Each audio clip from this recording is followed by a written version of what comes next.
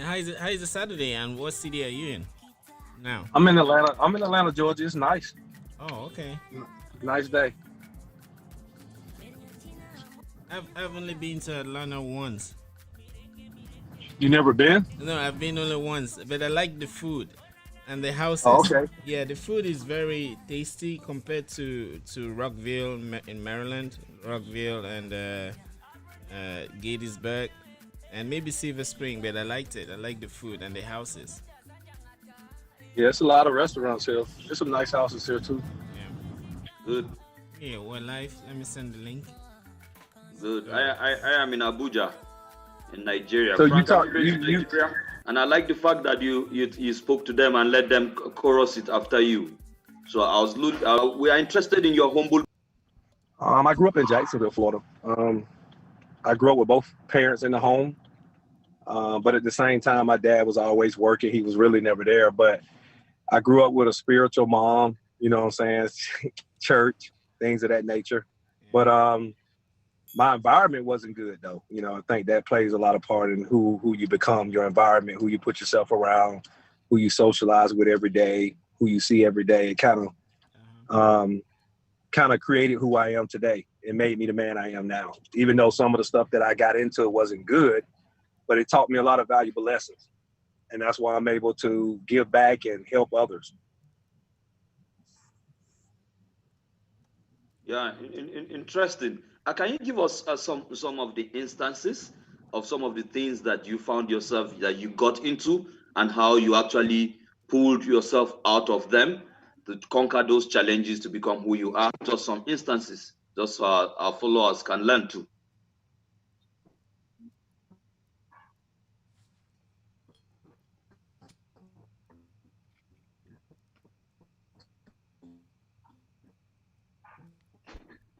I think we have some network issues.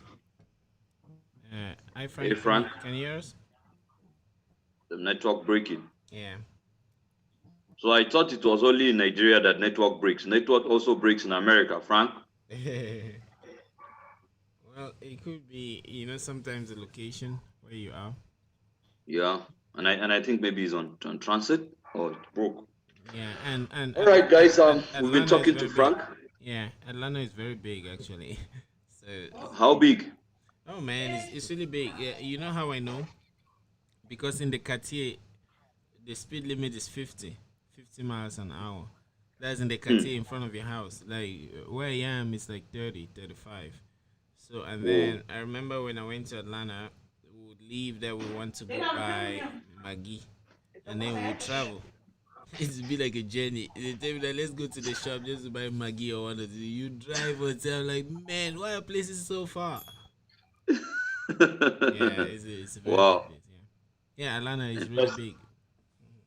Georgia. yeah, the memories that I have Atlanta over. Is it Atlanta or Atlanta? Well, it depends who is pronouncing. And some will Yeah, say so Atlanta. Atlanta, for to Nigerians, what brings good memories to Atlanta is Atlanta '94 during the Olympics. You Ah, know, when Nigeria won gold, the gold medal, that the first gold medal that Nigeria won in the Olympics uh for huh, soccer uh huh. was in Atlanta. Oh So wow. Atlanta '94, Mm. yes, Atlanta '94 brings great memories to Nigeria. And follow we also went back to the World Cup and did very well in the World Cup. Uh-huh. So Atlanta is always a very good, brings good memory to Nigeria. I hope Frank makes it back here. Yeah, But do you know I'm how trying to big it search is? for. As in how many people are there? Is it bigger than Nigeria? I think I'll just Google it. Oh, okay. Let's see. Actually, Atlanta.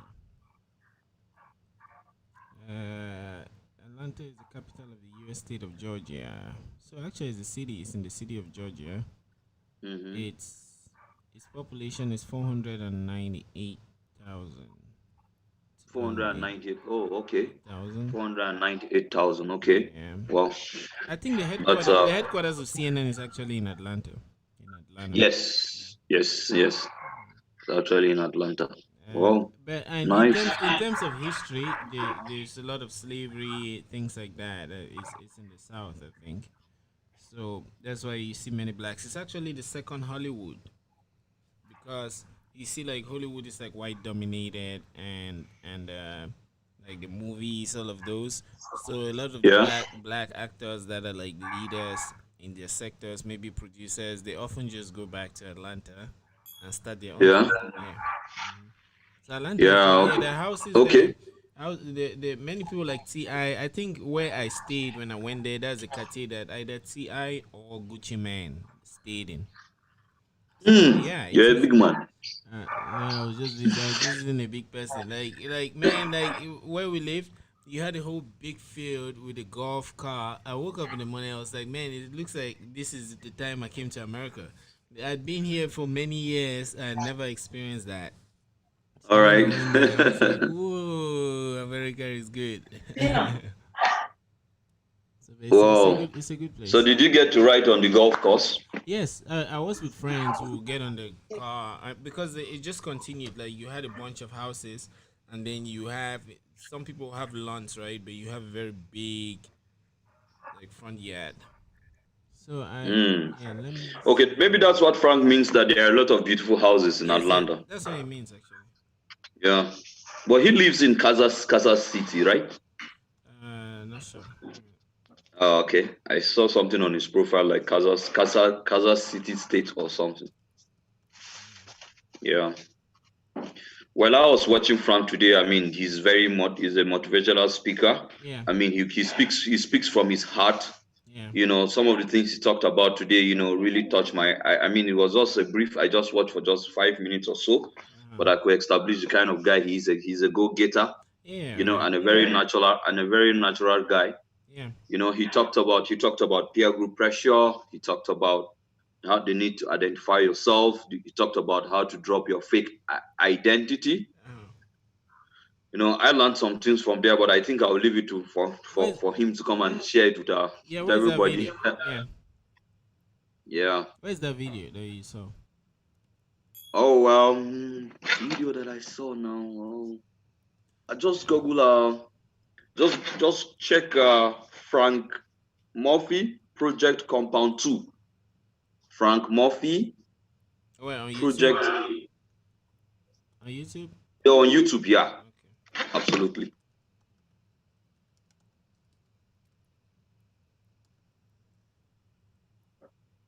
Oh, okay. It's actually on his site. You see it? Yes. Yeah.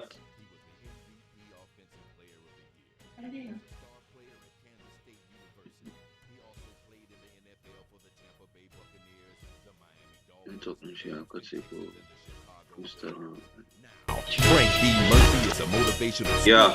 best-selling author, and program writer for athletes. Frank mentors young men and women all over the world through his non-profit organization called Yeah. Mentoring with I can see. I'm watching. And now, here is your host of the show, Frank D. Murphy. All right, today, guys, I don't want you to know me as Frank D. Murphy, the NFL player. I don't want you to know me. Yeah, See, that's I'm what not I'm saying interested this in. to impress you. Yeah. I'm saying this to impress Yeah, you. so Yeah. actually, To let you know yeah, if I accomplish great I'm trying to things, reach out to Frank. got companies, got business, making more money Okay. than Say if it's the a NFL. network If or I what, can do but- that, I ain't trying Okay. to impress you. I'm trying to press upon you. If I Yeah, can you do do that while we that's enjoy why I'm here, him here. guys. That's why I'm here. And I always like to tell this story, man. I go speak everywhere. And everybody talking about, man, the wealthiest place in the world, Africa, you know, Africa got diamond or Iraq got the oil. No, the wealthiest place in your backyard, man. The wealthiest place in the world is the graveyard. Because it was athletes like us that posted on our platform that took our purpose and our identity to the graveyard. There was pastors that supposed to be teaching identity, don't go to the graveyard. Because if your identity go to the graveyard, I just cheated the next generation, and you just cheated the next generation of athletes that's coming up behind you.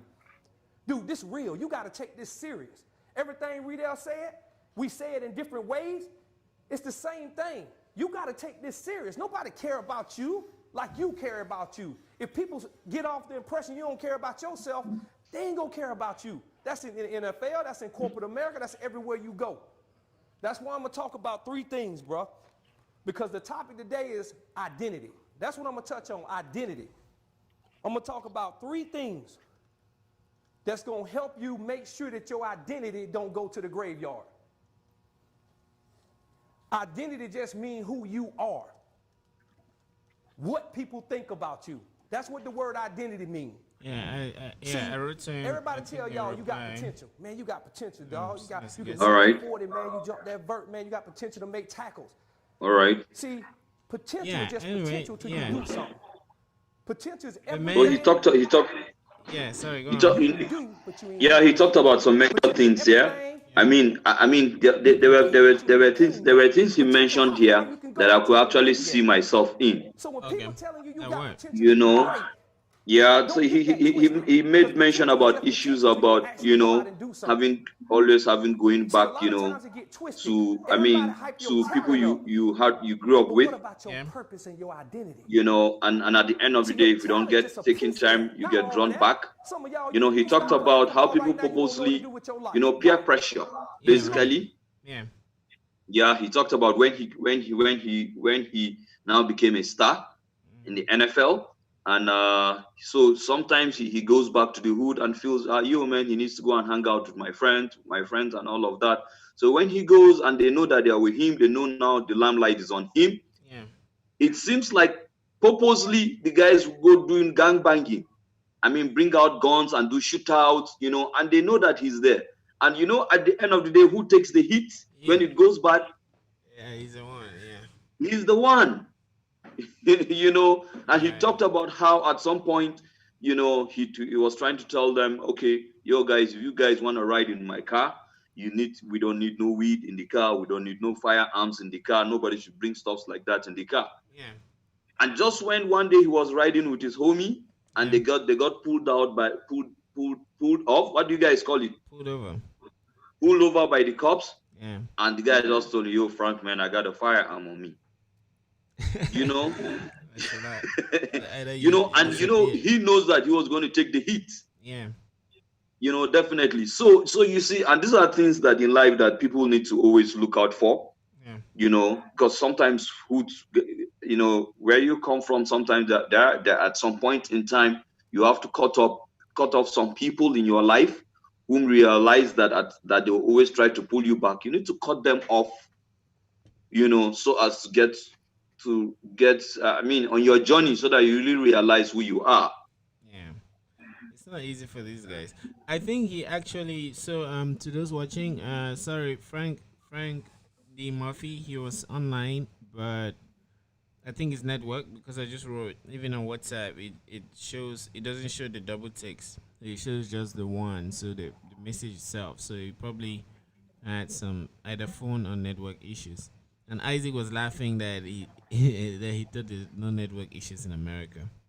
Yes, I thought there is no network issues in America. This has probably confirmed it, except if his phone is off, you know, then we can say it's no network. But if his phone is switched off, oh, voila. So America is like Nigeria too. Yeah. Network is not so very solid. Yeah, I think it went off. But I will keep writing. Keep checking on him. Yeah. Whenever he gets the 2 ticks come, then I'll know the message has been delivered. So if not, then his phone is probably off or something. Yeah. And let me write to Dora. Yeah. So shout out Dora. Yeah, I know. I could see while watching his show today and going through his background. Yeah. I could see that he's somebody that likes to reach out to people. He likes to share his experiences. Yeah. You know, that video that you just watched, you will see that he speaks from his heart. You know. Yeah. Man, like here in America, no matter how like people try to paint blacks, I mean, just watch movies, right? You see people like Will Smith, 50 Cent. You see the genius in them, and and when they get to talk, you learn the essence of hard work, like very hardworking people. Because I often, from my experiences, I often feel like, I don't know about others, but me, I would have a position or a location, point A. Like, it could be that I'm at home, and then I have point B. It could be that I want to be a pilot. And then, normally in the real world, you use a car or a vehicle and some activities like driving to take you from point A to point B. But mostly, I would just think of point A and point B and not the journey within. I don't know if that happens to you too, but you don't think about the journey within. So that The way I tax. easily get disappointed because I just want to just succeed in what I do. I just want to just then when things get hard, I get disappointed, frustrated. So but when you listen to these guys, you get to understand that he who is at the NFL, 50 Cent who is where he is, Will Smith, Will Smith. those people have worked hard. You see what I mean? Yeah. Yeah. There's no shortcuts to achievement, to success. And this is why it's always good to pay attention to details. And just like what you just shared, I think every dreamer shares that. Everybody wants to move from here to point B, Yeah. but and that is when the chief determinants come to be. If Yeah. you're going to be successful, you have to overcome those challenges. If you are going to be a quitter, at that point you quit, and your name will never be known, will never be written in gold. You know, Yeah. that is the unfortunate thing. It's everywhere. It's everywhere. Sometimes I normally share with my friends in Nigeria, when you write a proposal and you walk into the so-called big men, we have the big men, what we call big men, people who are successful. You go to their office with their proposals, and you take it there, and at the end of the day, sometimes they just tell you, oh, this proposal is not going to fly, we don't like it, it doesn't make sense, and all of that. People always come out complaining, but I tell you, most of these guys that you see sitting in all these high places, they paid a lot of price to get there, right? So if you bring anything that is not up to standard, you don't expect the person to buy it, because the person does not identify with mediocrity. If you get what I'm saying. Yeah, true. Yeah. So success is like that, Brian. Success is like that. I mean, even on Topoh spaces here, we have these challenges, but yet we keep going. For instance, now, Brian, Frank is here. The network has challenged him. He's off here. We ain't going nowhere, man. Yeah. We're here, man. We're gonna do it, man. Yeah. We're gonna speak to what Frank is and what he's doing, and we'll make the best out of this situation. And when Frank joins us, as of the time that he joins us, that will be solid. If he does not join us today, I'm sure he's going to come around We'll bring him someday back. and speak to us. Yeah, if he does not, we'll bring him back. Yeah. And Pardon? I say, yeah, if he does not join today, we'll bring him back another day. Yes. Yeah, and I remember too I went for this. I think I was taking a course called post-colonialism, and Bobby Seale, the founder of Black Panther. Have you heard of Black Panther? Yeah. Yeah, I think it's almost like Of course. not the movie, Of course. not the movie. The civil rights. Of course. I'm a Tupac fan. Okay, yeah. I'm a Tupac diehard fan, so I know Black Panther before the movie. Yeah, okay, yeah. So Yeah. the founder of that group, one of the founders, Bobby C, I think it was 80 or something, he came to my school and he was talking to Okay. us, man. I learned a lot from that because I saw politics. So he was trained as an architect and he came from a family of like architects. He too went to school, studied architecture, and then he did comedy too on the side, and he was in the military. So now he listened to Martin Luther. He said when he listened to that guy, something lit up in him. Mm-hmm. Yeah, so he decided to start working to change his reality because he had seen, like, oppression sometimes, or racism is very subtle sometimes, that you may not notice. Like, you can be in a room and you see that you have to repeat yourself, in the sense that when you say something, even if it's right, someone may not believe that you can do it. So that's why those that fight it, like in office areas, is when they start nailing it down, then you say, oh, so this thing that I'd experienced is racism. Yeah. Yeah, let's say you're a journalist and then you write a story and someone is saying, are you sure you wrote it? And then you say, yes. Like your poem, yeah? Yes. You say, are you sure you wrote it? Or you can be an engineer and you propose a solution and they say, are you sure it worked? You say, yes. You have to describe, and you feel like your team member is working against you and you're wondering that we're on the same team. So, but when now, whereas in another environment where, let's say, you don't have that, there's this quest to understand each other and support each other. You don't find those subtle. That's just one case. So Bobby Seale, from his experiences, he started thinking, how can he fix that? So he thought that first, if you look at the law, he decided to use the law. So they saw that yes, people can bring change legislatively via voting and things like that. So, but how many of these black people who are complaining actually know what voting is? Do they vote? How many of them have representatives at the council level and things like that? So he did all of these calculations and saw that okay, the problem is that we don't even have people that represent us. So how shall our problems be solved if we have no representation? Intention. Yeah, All so right. they created Black Panther. They used to have lots of events, workshops, training people even on how to use guns, because like remember they used to march with their afros and with firearms because they almost became vigilantes. Cops used to like brutalize black people on the streets and things like that. So he and then when the cops saw them with guns, they tried to paint them black, but they were reading. There was this guy that knew the law, so I remember he was narrating on stage. He said there was this lawyer that came according to article this of section this. Yeah. You have the right to bear firearms with this, with that, with this, with this. He was saying it. That dude's memory at 80. All of us stood Oh, we were wow. wowed in that hall. So I saw leadership, man, in a way that I've never seen. Like Yeah. sitting there listening to that guy tell us how to identify. He identified the problem. They started doing those workshops and telling people to vote.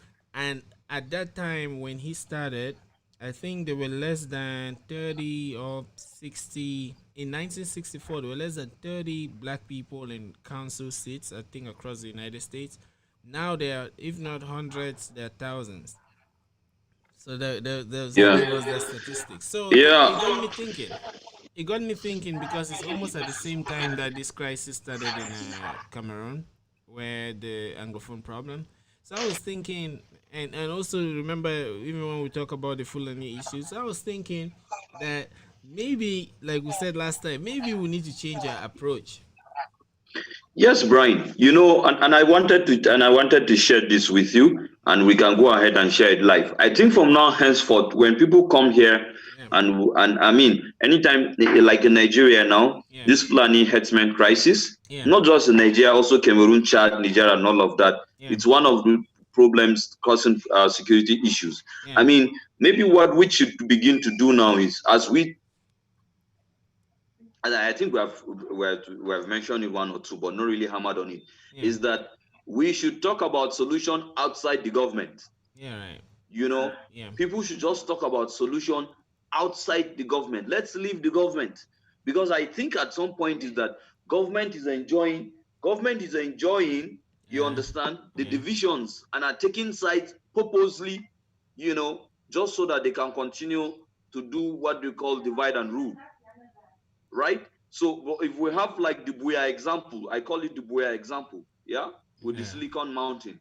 yeah, Yeah, if you have people now who will come now and create, just like what the Aguatiam did, the king of Atiablan did, yeah, when he called a peace summit, yeah, between the natives, and that is I mean, taking steps, measures that are outside the government, and you will just solve, and no matter how little, you would already have started.